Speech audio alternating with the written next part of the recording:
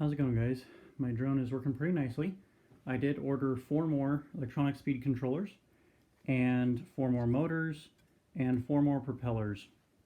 And I'm going to try making a hexacopter, so I can have a few parts left over and just kind of experiment with the code a little bit, because there are some benefits to having more motors, like increased stability and I guess just reliability. Being able to have some backups in case something fails.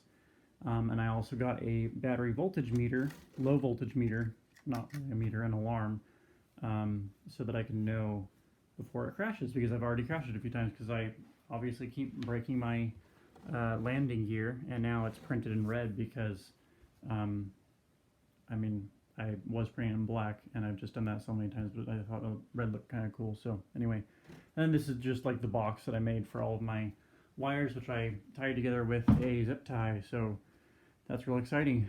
I just wanted to show you that, and in the next couple days, hopefully I will have a new design very soon with 6 motors and propellers on it.